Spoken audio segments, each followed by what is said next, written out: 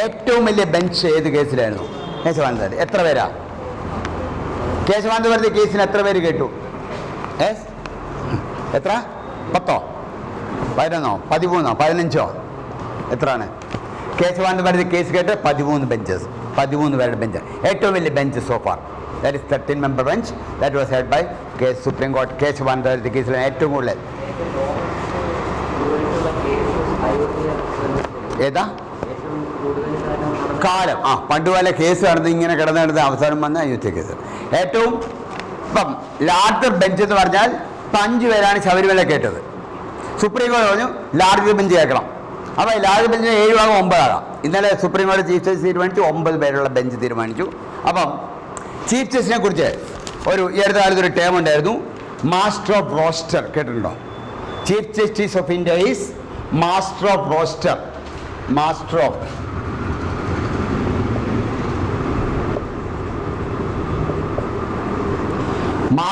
Roster, ROSTER, master of roster. Master of roster എന്ന് പറഞ്ഞാൽ ഇയാളൊരു കേസുണ്ടായിരുന്നു. സുപ്രീം കോടതി ചീഫ് ജസ്റ്റിസ് ആണോ ഈ ബെഞ്ച് തീരുമാനിക്കേണ്ടത് അതോ കോളേജിൽ തീരുമാനിക്കണം? ഇപ്പോൾ ഓരോ ബെഞ്ച്, ഇപ്പോൾ ശബരിമല ചീഫ് ജസ്റ്റിസ് തീരുമാനിക്കണം, കോളേജിൽ തീരുമാനിക്കണം ആരൊക്കെ വേണമെന്നുള്ളത്. അപ്പം ചീഫ് ജസ്റ്റിസ് പറഞ്ഞു ചീഫ് ജസ്റ്റിസ് ആണ് തീരുമാനിക്കേണ്ടത്. എന്തുകൊണ്ടാണ്? ചീഫ് ജസ്റ്റിസ് പറഞ്ഞാൽ മാസ്റ്റർ ഓഫ് റോസ്റ്ററാണ്. ഏത് ബെഞ്ചിൽ ആര് വേണം തീരുമാനിക്കാനുള്ള അവകാശം ചീഫ് ജസ്റ്റിസിനാണ്. ഇപ്പോൾ ബോബ്ഡെ തീരുമാനിച്ചു കഴിഞ്ഞ ശബരിമല കേസിലെ 4 പേരെ മാറ്റിയിട്ട് വേറെ ആളിനെ വെച്ച് ഈ കേസ് തീരുമാനിച്ചു. That is decide by the chief justice of India. അത് തീരുമാനിക്കാൻ chief justice master of roster. Bench തീരുമാനിക്കാനും ബെഞ്ചിൽ എത്ര പേരുണ്ടെന്നും ആരിക്കണം തീരുമാനിക്കാനും ചീഫ് ജസ്റ്റിസിൻ്റെ പവറാണ്. അതിനാണ് chief justice called master of roster.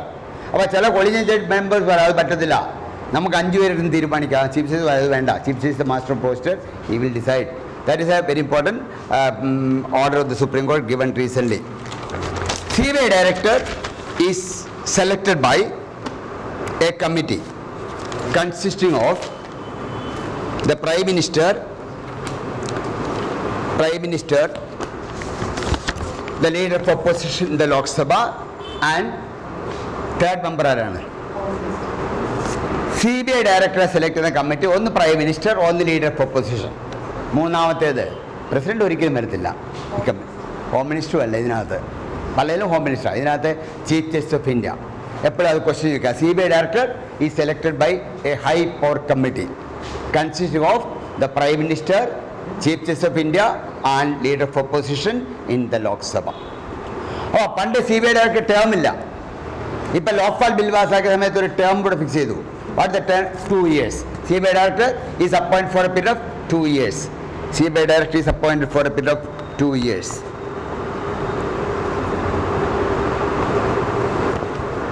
സ്വാതന്ത്ര്യം കിട്ടിയപ്പോൾ Congress president, when we became free, who was the president of Indian National Congress? J.P. Kripalani, Acharya Kripalani. Who was the Reserve Bank Governor? C.D. Deshmukh. 2 കൊല്ലം IAS-ന് ഒരു question ഉണ്ടായിരുന്നു. Manmohan Singh was reserve bank governor turned finance minister. അതുപോലെ നേരത്തെ Reserve Bank Governor, later became the Finance Minister, C.D. Deshmukh. He was Reserve Bank Governor and later became Finance Minister of India. Only state that has a uniform civil code, Goa. Goa is the only state that has a uniform civil code. How many languages are recognized by Indian Constitution? 22. That is in which schedule? 8th schedule. 8th schedule recognizes 22 languages. അതിനകത്ത് English ഉണ്ടോ? Schedule. അപ്പോൾ 4 language എന്നിട്ട് ചോദിക്കുകയാണ്. ഇപ്പം ഞാനൊരു question ചോദിക്കുകയാണ്, ഷെഡ്യൂളിൽ ഇല്ലാത്ത ലാംഗ്വേജ് ഏതാണ്?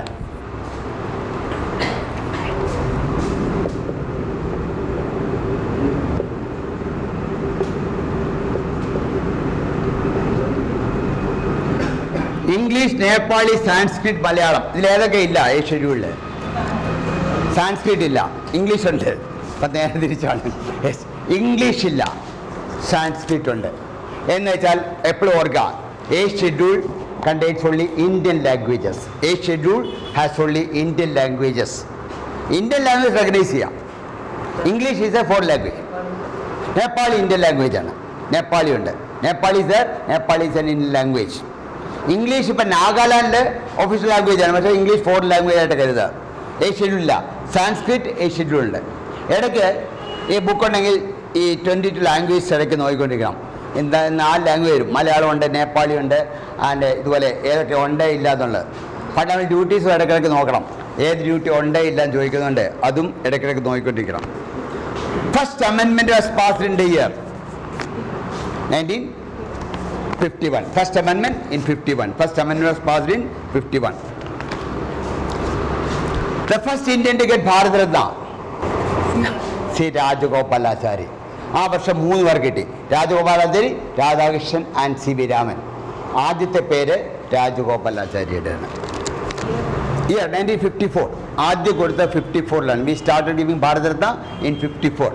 ആദ്യത്തെ ലിസ്റ്റ് 3 പേരുണ്ടായിരുന്നു. 3 പേര് മദ്രാസിൽ നിന്നാണ്. C V Raman, Rajagopalachari and doctor Radhakrishnan. രാജഗോപാലാചാരിയാണ് ആദ്യത്തെ പേരുകാരൻ, former governor general. The constitutional adviser to the assembly, constitutional B N Rao. B N Rao was constitution adviser to the constitution assembly. B N Rao ഈ കോൺസ്റ്റിറ്റ്യൂഷൻ കൈയക്ഷരത്തിൽ എഴുതിയിട്ടുണ്ട്. Who rote this? കാലിഗ്രാഫി എന്ന് പറയും. Who calligraphed Indian constitution? ഏതായാലും 4 തരുന്നതുകൊണ്ട് കണ്ടുപിടിച്ചോളൂ. ഇല്ലേ? Yes, Prem Behari Raizada. ആ പേര് ഓർത്തിരിക്കണം. Calligraph the constitution Prem Behari Raizada. അതിൽ ഇത്രയും പാട്ട് വെട്ടി എഴുതി. അയാളുടെ പേര് നമ്മൾ ഓർത്തിരിക്കേണ്ടത് Prem Behari Raizada. And it was RAIZADA Raizada. It was beautified and decorated by. അതിൽ കുറേ പടമൊക്കെ വരച്ചിട്ടുണ്ടായിരുന്നു. അതായത് മറ്റേ വേദാസ് പീരീഡ്, മുഗൾ പീരീഡൊക്കെ പടങ്ങളൊക്കെ വരച്ചിരുന്നു. It was beautified and decorated by Nandalal Bose and Ram Manohar Sinha.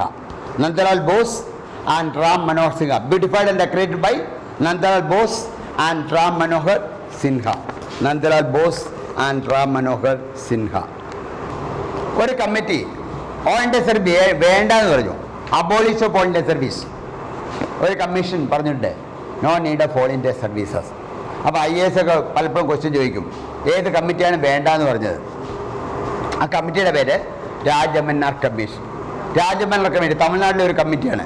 Rajamannar committee recommended abolish of all India service. Rajamannar, MNNAR. Rajamannar committee recommended abolish of all India services. Emergency കഴിഞ്ഞപ്പം എമർജൻസിയിൽ excesses അന്വേഷിക്കാൻ ഒരു കമ്മീഷൻ അപ്പോയിന്റ് ചെയ്തു. Excesses committed during the period of emergency. അതാരായിരുന്നു എൻ്റെ chairman? അല്ലെ, ആ കമ്മീഷൻ്റെ പേര് ഷാ കമ്മീഷൻ എന്ന് പറയും. It was called Shah commission. It was appointed enquiry to excesses committed during the period of emergency. Excesses committed during the period of emergency. Excesses committed during the period of emergency. ഡൽഹിക്കും ജമ്മു കാശ്മീർ ലഡാക്കിനും ഒറ്റ lieutenant ഗവർണറാണ്. അത് 2 lieutenant ഗവർണറാണ്. ജമ്മു കാശ്മീരിനും ലഡാക്കിനും 2 lieutenant ഗവർണറാണോ ഒന്നാണോ? എല്ലാവർക്കും സംശയം. ഒരാൾ പറഞ്ഞു, ഒരാളും പറയുന്നില്ല. 2 ലെഫ്റ്റനന്റ് ഗവർണറാണോ ഒറ്റ ലെഫ്റ്റനന്റ് ഗവർണറാണോ? കറണ്ട് അഫയേഴ്സും നമ്മൾ ഓർക്കിയിരിക്കണം. 2നും 2 ലെഫ്റ്റനന്റ് ഗവർണർമാരാണ്. ഡൽഹിക്ക് ഒരു lieutenant governor, Jammu Kashmir lieutenant governor. Delhi legislative അസംബ്ലിയിൽ എത്ര മെമ്പേഴ്സ് ഉണ്ട്? ഡൽഹി ലെജിസ്ലേറ്റീവ് അസംബ്ലി എത്ര മെമ്പേഴ്സ് ഉണ്ട്? ഈ അടുത്ത കാലത്ത് ഇലക്ഷൻ ഡിക്ലെയർ ചെയ്തപ്പം പേപ്പറിലൊക്കെ വന്നതാണ് എത്ര മെമ്പേഴ്സിന് ഇലക്ഷൻ. ഡൽഹിയിൽ എത്ര പേരുണ്ട്? ഡൽഹി അസംബ്ലിയിൽ 70 പേര്. ഡൽഹി ലെജിസ്ലേറ്റീവ് അസംബ്ലി 70 പേരുണ്ട്. ഡൽഹി ലെജിസ്ലേറ്റീവ് അസംബ്ലി 70 പേര്.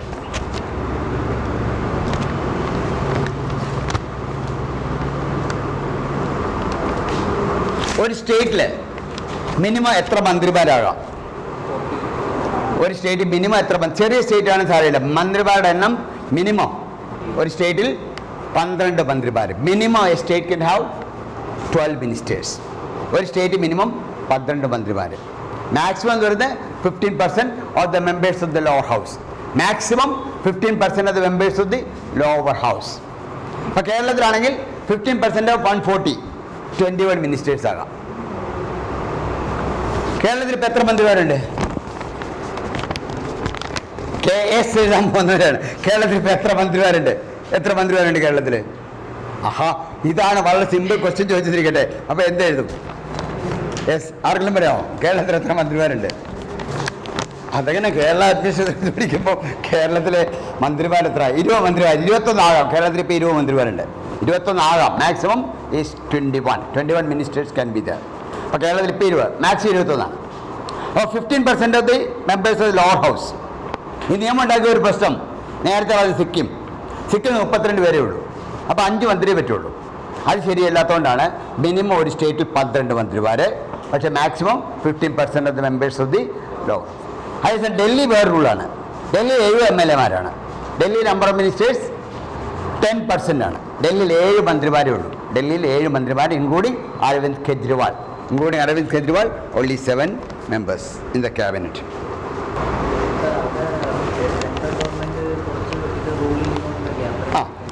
ഏതാ? അവിടെ 3 സബ്ജക്റ്റ്. സ്റ്റേറ്റ് ലിസ്റ്റാണ് എല്ലാ സ്റ്റേറ്റിനും നിയമം ഉണ്ടാക്കാം, ഡൽഹി അസംബ്ലിക്ക് ഉണ്ടാക്കാം. പക്ഷേ ഡൽഹി അസംബ്ലിക്ക് 3 സബ്ജക്റ്റ് കൊടുത്തിട്ടില്ല. 3 സബ്ജക്റ്റ് കഴിഞ്ഞാൽ 1 പോലീസ്, സ്റ്റേറ്റ് ലിസ്റ്റുള്ള police, public order, 3 land. 3 subject സ്റ്റേറ്റിലേക്ക് കൊടുത്തിട്ടില്ല. അപ്പോൾ ഡൽഹി പോലീസ് എന്ന് പറയുന്നത് കേന്ദ്ര ഗവൺമെൻറ് കീഴിലാണ്. അപ്പോൾ ഡൽഹിയിൽ എന്ത് വഴക്കുണ്ടാക്കിയാലും അരവിന്ദ് കെജ്രിവാളിന് ഒരു ഉത്തരവാദിത്വമില്ല. Full responsibilities only union home minister. അപ്പോൾ പോണ്ടിച്ചേരിക്ക് എല്ലാ സ്റ്റേറ്റ് ലിസ്റ്റിലെ സബ്ജക്റ്റ് നിയമം ഉണ്ടാക്കാം. പക്ഷേ ഡൽഹിയിൽ 3 സബ്ജക്റ്റ് ഇപ്പോഴും കേന്ദ്രത്തിൻ്റെ കൈ വേണം തീരുമാനിച്ചുകൊണ്ട് there with the central government. Police, public order, land still control by the central government. അപ്പോൾ ഡൽഹിയിൽ എന്ത് നടന്നാലും പോലീസിൻ്റെ control. Arvind Kejriwal has no control over the police. I make a statement. Jammu Kashmir is the second state to be converted into union territory. Jammu Kashmir is the second state to be converted into a union territory. ശരിയോ തെറ്റോ? തെറ്റിക്കോട്ടെ, ഇവിടെ negative മാർക്കൊന്നും ഇല്ല, ധൈര്യമായിട്ട് പറഞ്ഞു. First state ആണ്, ആദ്യത്തെ state convert to union territory. പലപ്പോഴും ചിലപ്പോൾ പറയാം ആഫ്റ്റർ ഡൽഹി സെക്കൻഡ് സ്റ്റേറ്റ് എന്ന് പറയുമ്പോൾ പെട്ടെന്ന് ശരിയാണെന്ന് തോന്നും. First state to be converted to union territory was Delhi. Delhi was the first state to be converted to union territory. Was the first state to be converted into a union territory. അത് state ആയിരുന്നു, അതിനെ union territory ആകാൻ വേണ്ടി. പല union territory state ആക്കാറുണ്ട്, പക്ഷേ ആദ്യമായിട്ടാണ് ഒരു സ്റ്റേറ്റിനെ union territory ആയിട്ട് മാറ്റിയത്. ദാറ്റ് ഈസ് അപ്പോൾ സാധാരണ 2 സ്റ്റേറ്റിന് ഒരു ഹൈക്കോർട്ടുണ്ട്. Maharashtra and Goa only 1 high court. Punjab and Haryana only 1 high court. Jammu Kashmir അല്ല, ഡൽഹിക്ക് ഒരു ഹൈക്കോർട്ടുണ്ട്. Delhi has a high court of its own. എവിടെയെങ്കിലും ഉണ്ടോ? 2 യൂണിയൻ ടെറിട്ടറിക്ക് ഒരു ഹൈക്കോർട്ട്. 2 സ്റ്റേറ്റിന് ഹൈക്കോർട്ടാണ് ബോംബെ, മഹാരാഷ്ട്ര ആൻഡ് ഗോവ. പഞ്ചാബ് ഹരിയാന 2 സ്റ്റേറ്റിന് ഒരു ഹൈക്കോർട്ട്. അപ്പോൾ ജമ്മു കാശ്മീർ ഡൽഹി എന്ന് പറയുന്ന യൂണിയൻ ടെറിട്ടറി പണ്ടേ ഹൈക്കോടതി ഉണ്ട്. Lakshadweep is affiliated to Kerala high court. അപ്പോൾ ഒരു ക്വസ്റ്റ്യൻ എന്താ വെച്ചാൽ 2 യൂണിയൻ ടെറിട്ടറിക്ക് ഒരു ഹൈക്കോർട്ട് ഉണ്ടോ? ഉണ്ടോ? ഇന്ത്യയിൽ 2 യൂണിയൻ ടെറിട്ടറിക്കായിട്ട് ഹൈക്കോർട്ട് ഉണ്ടോ? അല്ല, 2 യൂണിയൻ ടെറിട്ടറിക്ക് ഒറ്റ ഹൈക്കോർട്ട്. പോണ്ടിച്ചേരി അതിൻ്റെ ഭാഗമല്ലേ മാഹി, അല്ലാതെ പോണ്ടിച്ചേരിയുടെ വേറെ യൂണിയൻ ടെറിട്ടറി അല്ല, പോണ്ടിച്ചേരിയുടെ ഭാഗമാണ് മാഹി. 2 യൂണിയൻ ടെറിട്ടറിക്ക് ഒരു ഹൈക്കോർട്ട്. ഇപ്പോൾ ഉണ്ടാക്കിയ ജമ്മു കാശ്മീർ ലഡാക്ക്, ജമ്മു കാശ്മീർ ലഡാക്കിനൊരു ഹൈക്കോർട്ടല്ലേ? ഒന്നുമില്ല, ഒന്ന് ആലോചിച്ചാൽ മതി, എളുപ്പം കണ്ടുപിടിക്കാവുന്നു. ജമ്മു കാശ്മീർ ലഡാക്കിനും കൂടെ ഒറ്റ ഹൈക്കോടതിയേ ഉള്ളൂ. Jammu Kashmir Ladakh have common high court. Jammu Kashmir high court ഇപ്പം ലഡാക്കിൻ്റെ യൂണിയൻ ടെറിട്ടറിക്കും കൂടെ ഹൈക്കോർട്ടാണ്. 2 യൂണിയൻ ടെറിട്ടറിക്ക് ഒരു ഹൈക്കോർട്ട്. ജമ്മു കാശ്മീർ കൂടാതെ ഡൽഹിയാണ് ഒരു ഹൈക്കോർട്ട് സ്വന്തമായിട്ടുള്ളത്. Delhi has a high court of only union territory to have a high court. പണ്ട് ഡൽഹി മാത്രമായിരുന്നു. ഇപ്പം ജമ്മു കാശ്മീരും ലഡാക്കിനും കൂടെ ഒറ്റയത്. ഏറ്റവും ഏരിയ വൈസ് ഏറ്റവും വലിയ പാർലമെൻ്ററി കോൺസ്റ്റിറ്റ്യുവൻസി ഏരിയ വൈസ് ലഡാക്കാണ്. ഏറ്റവും വലിയ പാർലമെൻ്ററി കോൺസ്റ്റിറ്റ്യുവൻസി ലഡാക്കാണ്. ഏറ്റവും ചെറുത് ഏരിയ വൈസ്, ഏറ്റവും കുറഞ്ഞ ഏരിയ ഉള്ള ലോക്സഭാ കോൺസ്റ്റിറ്റ്യുവൻസി, ഏറ്റവും കൂടുതൽ ആളുകൾ താമസിക്കുന്നുണ്ട് അവിടെ കുറച്ച് ഏരിയ മാത്രമേ ഉള്ളൂ. ചാന്ദിനി ചൗക്ക് എന്ന് പറയും ഡൽഹിയിൽ. Chandni Chowk smallest Lok Sabha constituency, area wise smallest Lok Sabha constituency. Population wise ഏറ്റവും വലുത് UP സ്റ്റേറ്റ് അല്ലേ, ഞാൻ കോൺസ്റ്റിറ്റ്യുവൻസി വയ്ക്കുന്നത്. മൽക്രാജ് ഗിരി എന്നൊരു സ്ഥലമുണ്ട് ഹൈദരാബാദ്. മൽക്കാജ് ഗിരി, MALKAG ഗിരി, മൽക്കാജ് ഗിരി ഏറ്റവും പോപ്പുലേഷനുള്ള ലോക്സഭാ കോൺസ്റ്റിറ്റ്യുവൻസി. മൽക്കാജിഗിരി ഏറ്റവും കുറവ് പോപ്പുലേഷനുള്ള യൂണിയൻ ടെറിട്ടറി. ഇന്ത്യയിലെ ഏറ്റവും പോപ്പുലേഷൻ കുറഞ്ഞ യൂണിയൻ ടെറിട്ടറി ലക്ഷദ്വീപ്. ഏറ്റവും ചെറിയ Lok Sabha constituency population wise Lakshadweep. ലക്ഷദ്വീപിൽ ആകെ 60,000 പേരേ ഉള്ളൂ ജനസംഖ്യ തന്നെ. അപ്പോൾ 60,000 പേർക്കാണ് ഒരു Lok Sabha member. So other things we shall discuss in next class. കുറേ ബുക്ക് വായിച്ച് നോക്കുക, കുറേ ക്വസ്റ്റ്യൻ ആൻസർ ചെയ്യുക. എന്നിട്ട് ബുദ്ധിമുട്ടുണ്ടെങ്കിൽ മനസ്സിലായില്ലെങ്കിൽ ഡൗട്ട് ഉണ്ടെങ്കിൽ അടുത്ത ക്ലാസ്സിൽ ചോദിക്കാം.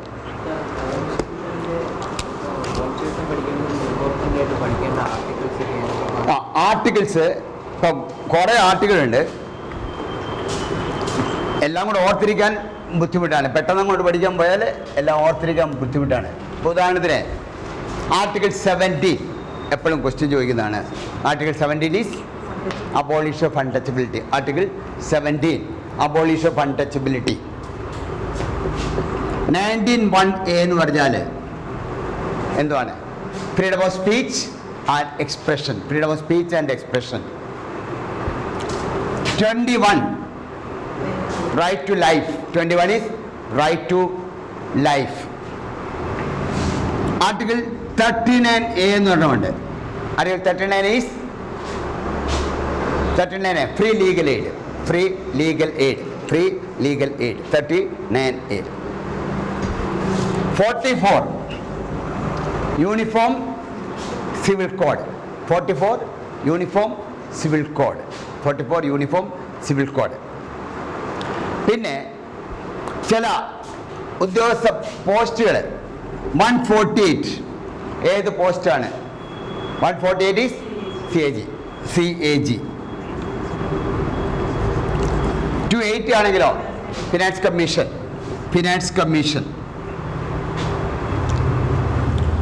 352 national emergency. 356 president rule. 360 financial emergency. 368 amendment of Indian Constitution. 368 amendment of Indian Constitution. But 370 recently deleted. Special provision for Jammu and Kashmir. 370. 393 എന്ന് പറഞ്ഞാൽ ആർട്ടിക്കിൾ ആളുകൾ അറിയാമോ? 393 എന്ന് പറഞ്ഞാൽ ഈ ഭരണഘടന പേര് ഇന്ത്യൻ ഭരണഘടന എന്നാവുന്നു. This constitution is known as the constitution of India. 393. This constitution is known as the constitution of India. Indian കോൺസ്റ്റിറ്റ്യൂഷനകത്ത് 2 ഡേറ്റേ മെൻഷൻ ചെയ്തുള്ളൂ. ഇന്ത്യൻ കോൺസ്റ്റിറ്റ്യൂഷൻ മുഴുവൻ വായിച്ചാൽ 2 ഡേറ്റ് എഴുതി വെച്ചിട്ടുണ്ട്. ഫസ്റ്റ് ഡേറ്റ് പ്രിയാമ്പിളാണ്. 20 November 1949 ഡേറ്റ് ഓഫ് അഡോപ്ഷൻ. ഇനി വേറെ ഡേറ്റ് ഉള്ളത് എവിടെയാണെന്നറിയാമോ? ആർട്ടിക്കിൾ 394. വേറെ ഡേറ്റ് ഉള്ളത് 394. അതിനകത്ത് പറയുന്ന ഡേറ്റ് 26 January 1950. എന്തായിട്ടാണ് പറയുന്നത്? 20 January 1950 എന്ന് പറയുന്നത് എന്താണെന്ന് അറിയാമോ? Date of commencement of Indian constitution. Republic നമ്മൾ പറയും, പക്ഷേ ഇന്ത്യൻ കോൺസ്റ്റിറ്റ്യൂഷനകത്ത് എഴുതിയിരിക്കുന്നത് 20 January 1950 is the date of commencement of Indian Constitution തുടങ്ങുന്നത്. Date of commencement of Indian Constitution 20 January 1950. That is mentioned in Article 394. കുറേ ആർട്ടിക്കിൾ പറഞ്ഞതുള്ളൂ. ഒരുപാട് ആർട്ടിക്കിൾ കുറച്ചുകൂടെ important ആയിട്ടുണ്ട്. ഇപ്പോൾ 40 വരെ panchayat Raj institution. Article 40 deals with panchayat Raj institutions. Article 40 deals with panchayat Raj institution. Yes, എന്താ ഡൗട്ടുള്ളൂ? ഏതാ?